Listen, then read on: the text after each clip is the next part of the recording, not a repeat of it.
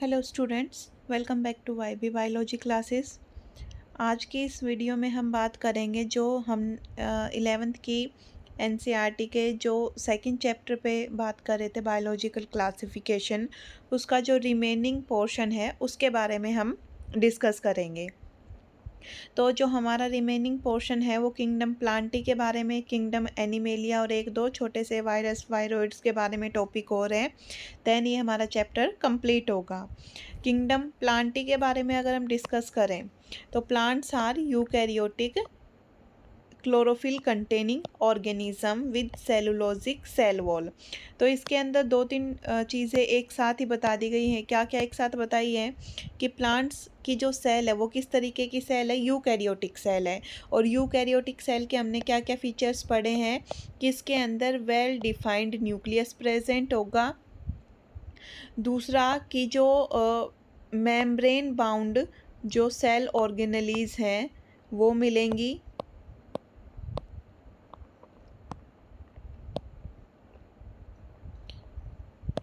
इसके अलावा बहुत सारे करैक्टर हैं यूकैरियोटिक सेल के, ये मेन दो याद रखने वाले। क्लोरोफिल प्रेजेंट होगा, अलग अलग तरीके के क्लोरोफिल होते हैं, ABCD करके क्लोरोफिल प्रेजेंट मिलेंगे। इसके अलावा जो प्लांट्स हैं उनके जो सेल्स हैं, सेल्स के बाहर में सेल वॉल मिलेगी, सेलुलोजिक सेल वॉल। तो तीन करैक्टर यहाँ हैं। Eukaryotic plants are eukaryotic, chlorophyll containing, chlorophyll है तो ये कैसे मिलेंगे, फोटोसिंथेटिक, मतलब ये अपना खाना खुद बना सकते हैं बाय यूजिंग सनलाइट। एंड जो सेल वॉल है वो कैसे मिलेगी, सेलुलोजिक नेचर की, सेलुलोज से बनी हुई। तो तीन क्वेश्चंस यहाँ से बन सकते हैं। देन इसके अलावा कि कुछ प्लांट ऐसे भी होते हैं जो पार्शियल हेट्रोट्रोप है, जैसे कि insectivorous plant like bladderworts and Venus fly trap. कि कुछ प्लांट्स जो कि हेट्रोट्रोप होते हैं, दूसरे के ऊपर डिपेंडेंट होते हैं खाना खाने के लिए, जैसे कि कुछ इंसेक्टिवोरस प्लांट है, ब्लैडरवोर्ट है, वीनस फ्लाई ट्रैप है, पिक्चर प्लांट है। इनके एक बार आप क्रोम पे जाके इनके डायग्राम देखना एंड इनकी जो फंक्शनिंग है वो देखना, तो उससे पता लगेगा कि ये इंसेक्ट को किस तरीके से फीड करते हैं। जैसे पिक्चर प्लांट का जो इस तरीके से ऐसे पिक्चर प्लांट के अंदर मॉडिफाइड पोर्शन मिलता है, तो उसके ऊपर ऐसे एक ढक्कन मिलेगा और यहाँ पर ये हेयर लाइक स्ट्रक्चर मिलेंगे और नीचे एसिडिक लिक्विड भरा हुआ मिलेगा। जैसे ही इंसेक्ट यहाँ पे आएगा तो वो क्या किया जाएगा कि यहाँ से फिसलता हुआ, ये ढक्कन होगा बंद और वो फिसलता हुआ अंदर की ओर जाएगा, बाहर निकल नहीं पाएगा, क्योंकि ये जो हेयर लाइक स्ट्रक्चर है ये उसे स्टक कर लेंगे। और यहाँ जो ये एसिडिक लिक्विड है ये है, यहाँ पर डाइजेस्टिव एंजाइम भरे हुए हैं। तो जो प्लांट्स हैं वो इंसेक्ट के थ्रू अपने जो नाइट्रोजन की कमी है उसे पूरा करते हैं और अपना खाना लेते हैं। देन ये एज एन पैरासाइट भी रह सकते हैं। पैरासाइट कैसे, कस्क्यूटा, अमरबेल जिसे हम बोलते हैं, कि ये पैरासाइट भी दो तरीके के हो सकते हैं, partial parasite and true parasite, complete parasite. कि जो कुछ पैरासाइट सिर्फ और सिर्फ प्लांट का यूज़ करते हैं शेल्टर के लिए, उन्हें बोलते हैं पार्शियल पैरासाइट। या तो वो शेल्टर के लिए या फिर वो सिर्फ न्यूट्रिएंट के लिए। लेकिन जो ट्रू पैरासाइट होते हैं वो प्लांट के ऊपर पूरे तरीके से डिपेंडेंट होते हैं, शेल्टर भी लेंगे उससे, उससे खाना भी लेंगे। इसके अलावा कुछ होते हैं रूट पैरासाइट और कुछ होते हैं stem parasite. Plantae include alga, bryophytes, pteridophytes, gymnosperm and angiosperm. तो जो किंगडम प्लांटी है उसके बारे में एक अलग से चैप्टर दिया हुआ है, इसी से अगला चैप्टर हम प्लांटी के बारे में पढ़ेंगे। Then life cycle of plant has 2 phases, 2 phase होते हैं, diploid sporophytic phase and haploid gametophytic phase.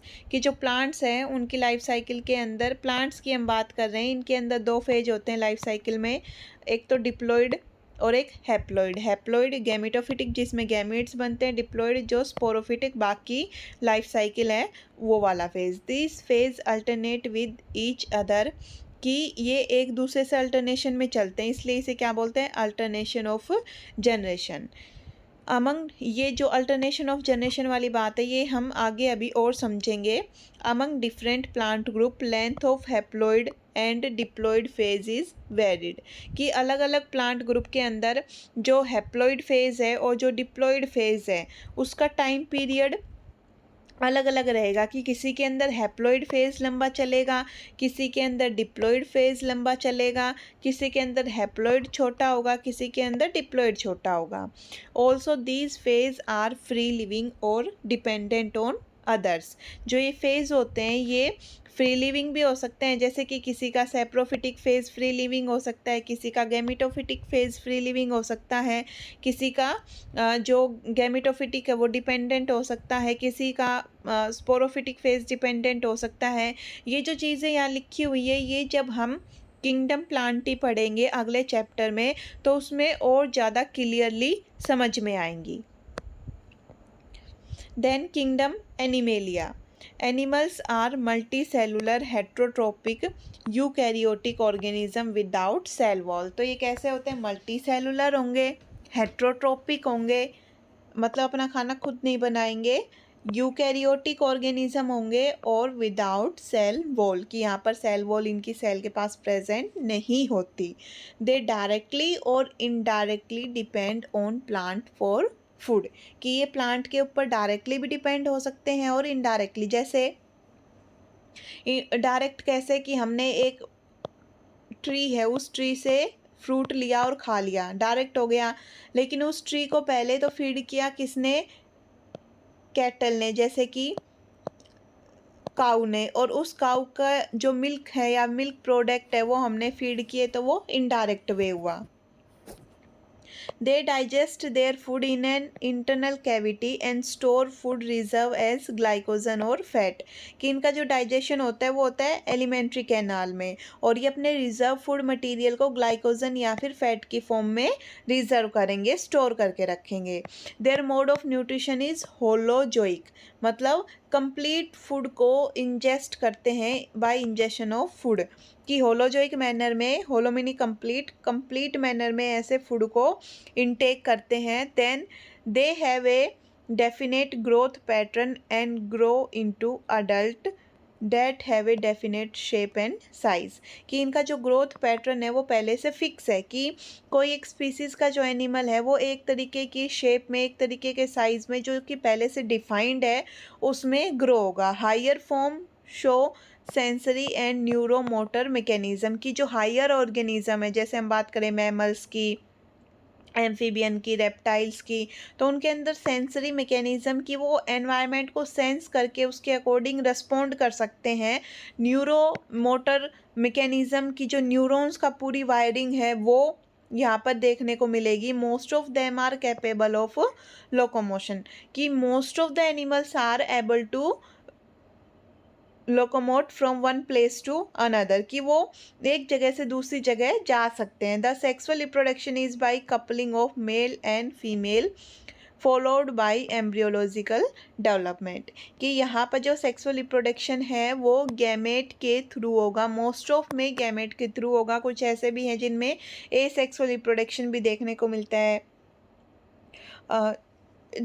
Fragment के थ्रू भी ऑर्गेनिज्म बनते हुए देखा, जैसे प्लेन एरिया है, फ्रेगमेंटेशन भी मिलती है देखने को, रीजनरेशन भी देखने को मिलता है। तो ये हम डिटेल में पढ़ेंगे जब हम इसे जो 4th चैप्टर है उसकी बात करेंगे, एनिमल किंगडम के बारे में बात करेंगे, तब इसे हम डिटेल में पढ़ेंगे।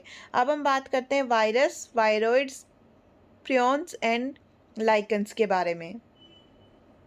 In the 5 kingdom classification, acellular organism like virus, viroids, prions and lichens are not mentioned। तो इनके बारे में कहीं भी मेंशन नहीं किया गया। ये एक लिमिटेशन भी है 5 किंगडम क्लासिफिकेशन की।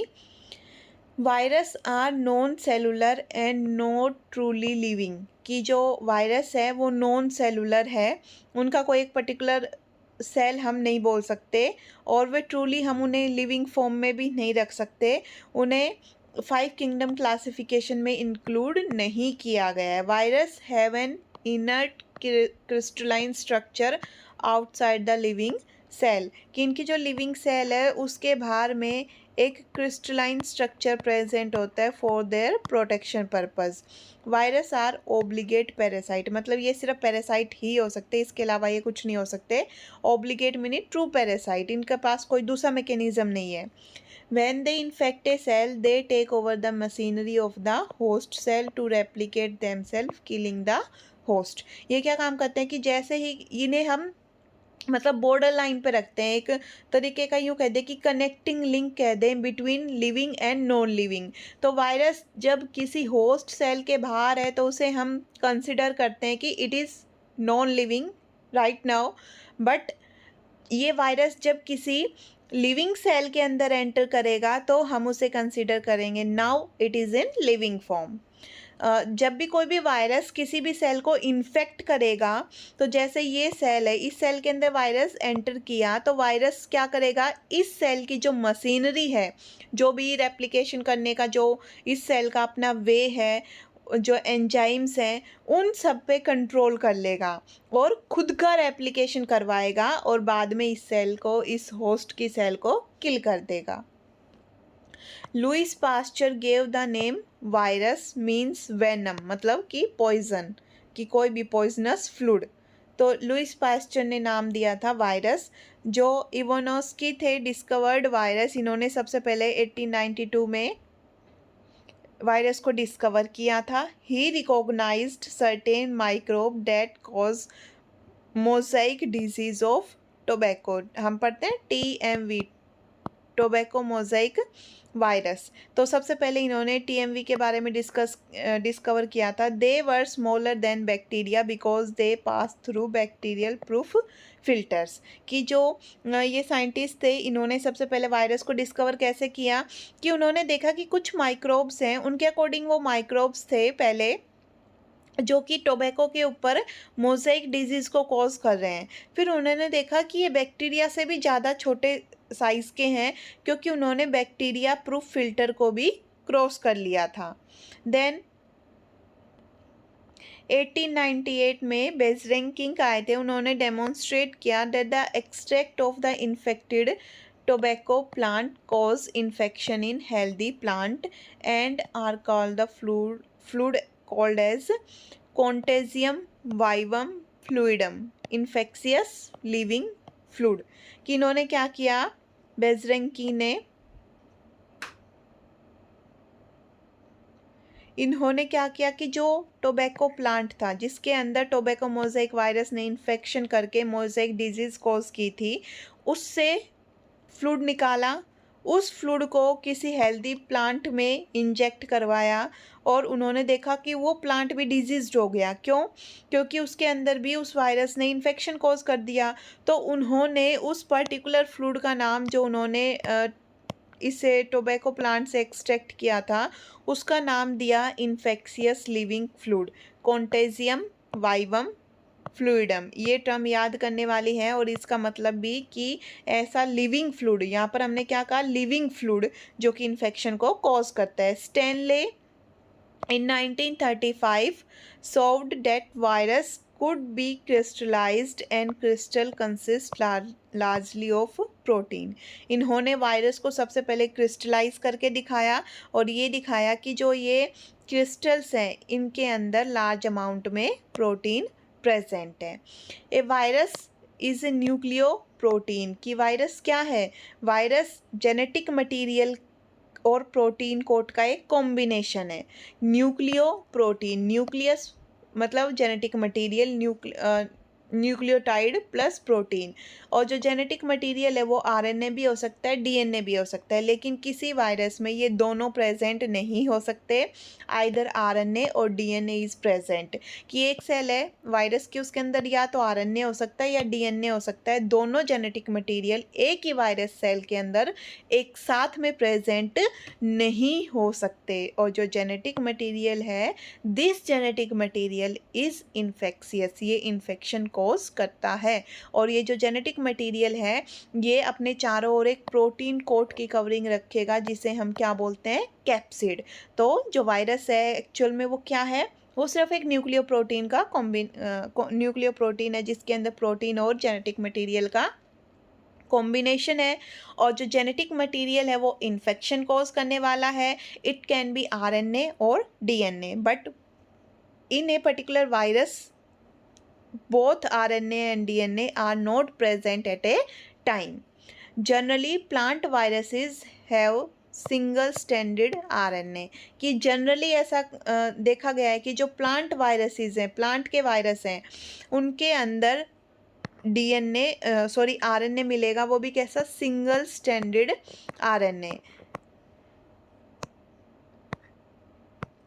कि जो प्लांट की जो सेल्स हैं, प्लांट के जो वायरसेस हैं, प्लांट के वायरसेस में जनरली कैसा मिलता है, single standard RNA genetic material मिलेगा. एनिमल वायरस है वाइदर, जो एनिमल वायरस है, एनिमल वायरस के अंदर या तो सिंगल स्टैंडर्ड RNA मिलेगा या फिर डबल स्टैंडर्ड RNA मिलेगा या फिर डबल स्टैंडर्ड डीएनए मिलेगा. ये तीनों तरीके के मिल सकते हैं. सिंगल स्टैंडर्ड डीएनए नहीं मिलता. Double standard DNA, double standard RNA और single standard RNA in case of plant virus, animal virus. In case of plant virus only single standard RNA is generally found. Bacteriophage, bacteriophage meaning कि ऐसे virus जो कि bacteria को infect करते हो. Viruses that infect bacteria are usually known as bacteriophage and their genetic material is double stranded DNA. कि जो bacteriophage है, ऐसे वायरस जो कि बैक्टीरिया को इन्फेक्ट करते हो, उनके अंदर double standard DNA as an genetic material present होगा. The capsid made up of small subunits. की जो प्रोटीन कोट की हम बात कर रहे थे, कैप्सिड की हम बात कर रहे थे, ये जो कैप्सिड है, ये जो प्रोटीन कोट है, ये स्मॉल सब यूनिट्स का बना हुआ है. स्मॉल सब यूनिट को हम क्या बोलते हैं, कैप्सोमियर्स का बना हुआ है, और ये प्रोटेक्ट करता है न्यूक्लिक एसिड को. Capsomeres are arranged in helical और पॉलीहेड्रल जियोमेट्रिक फॉर्म. कि जो कैप्सोमियर्स है, या तो वो इस तरीके से हेलिकल या फिर पॉलीहेड्रल जियोमेट्रिक फॉर्म में अरेंज मिलेंगी. जैसे ये डायग्राम दिखा रखे हैं टोबैको मोज़ेक वायरस का एंड बैक्टीरियोफेज का. टोबैको मोज़ेक वायरस में ये RNA genetic material single standard RNA genetic material की तरह दिखा रखा है. देन दीज आर कैप्सिड, और ये कैप्सिड ऐसे हेलिकल फॉर्म में चारों ओर अरेंज्ड है. बैक्टीरियोफेज दिखा रखा है, यहाँ पर ये हेड है, इस हेड में अंदर जेनेटिक मटेरियल प्रेजेंट है. ये कॉलर, देन ये शीथ और ये टेल फाइबर. इन टेल फाइबर के थ्रू ये क्या करेगा, इन्वेड करेगा किसी होस्ट सेल के अंदर, और ये है सेल प्लेट. तो ये डायग्राम हमें याद रखने हैं. इन डायग्राम को बना के देख लेना, इनकी प्रैक्टिस कर लेना.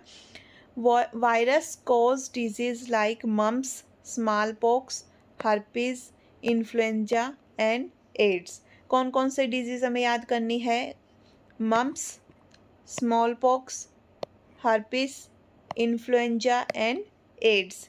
इन plant the symptoms can be mosaic formation, leaf rolling, curling, yellowing and vein clearing, dwarfing and stunted growth.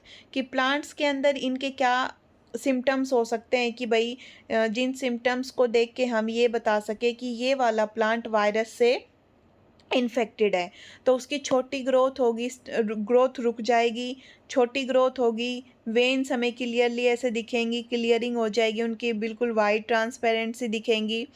जो लीव्स है, प्लांट्स है, वो येलो होने लगेंगे, उनके जो लीफ है वो इस तरीके से रोल होने लगेंगे, उनके जो एंड है उनकी कर्लिंग होने लगेगी, और मोज़ेक फॉर्मेशन होने लगेगी उनके ऊपर.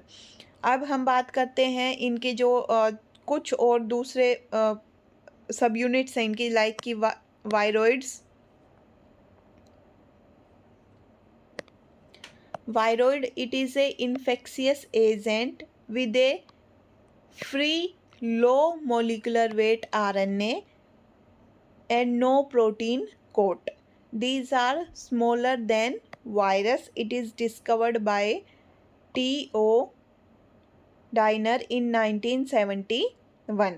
He found that it caused potato spindle tuber disease, PSTD short form में, पोटैटो स्पिंडल ट्यूबर डिजीज़।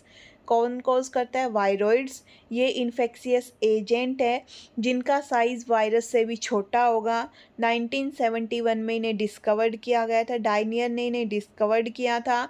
और इनका जो ये इन्फेक्शियस एजेंट है जिनका काफ़ी लो मोलिकुलर वेट होगा और आरएनए का ही वेट मिलेगा, क्योंकि इनके पास कोई भी प्रोटीन कोड प्रेजेंट नहीं है। तो जो कैस्पिड है, कैस्पोमियर्स हैं जो हम बात कर रहे थे,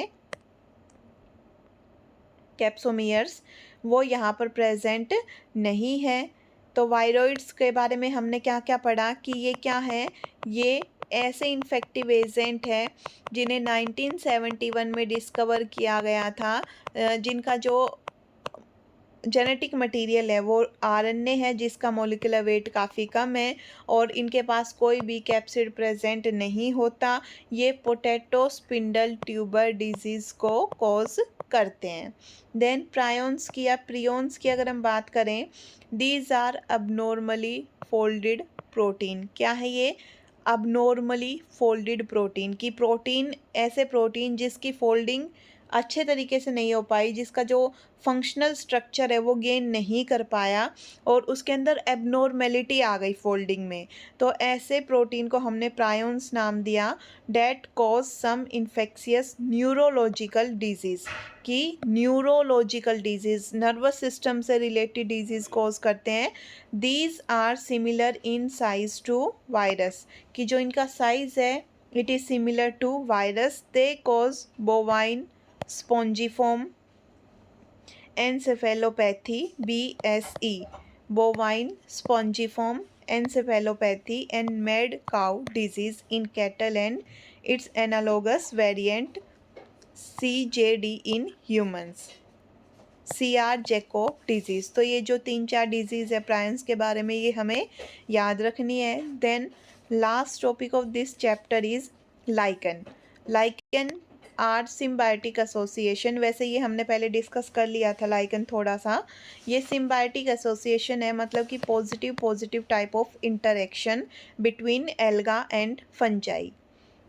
Mutually useful association between alga and fungi. The algal component is called phycobiont, which is autotrophic in nature, and the fungal component is mycobiont, which is heterotrophic in nature. इसमें alga क्या काम करेगा? Alga prepare food for fungi and fungi provide shelter and absorb mineral, nutrient and water for its partner. कि alga तो खाना बनाएगा, लेकिन खाने का जो सामान है वो सारा कौन लेके आएगा? फंजाई। फंजाई घर देगा एल्गा को रहने के लिए। दूसरा, ये से सारा मटेरियल देगा, मिनरल देगा, वाटर देगा, और बाकी इन सब का यूज़ करके खाना कौन प्रिपेयर करेगा? Alga. Lichen are very good pollution indicator. They don't grow in polluted area. कि जहाँ पर भी पोल्यूशन होगा उस एरिया में लाइकन ग्रो नहीं कर सकते। जैसे कि हमने जो इवोल्यूशन वाले चैप्टर में हम पढ़ते हैं कि किस तरीके से जो मोथ था बिस्टन बिटुलेरिया, उसमें वेरिएशन कैसे आई, कैसे जो ग्रे कलर के थे और जो वाइट कलर के मोथ थे उनकी फॉर्मेशन हुई इंडस्ट्री के आने की वजह से। तो उसमें लाइकन का बहुत बड़ा रोल था। तो जो लाइकन है वो जहाँ जिस एरिया में पोल्यूशन होगा, इंडस्ट्रीज़ होंगी, वहाँ पर लाइकन ग्रो नहीं कर सकते।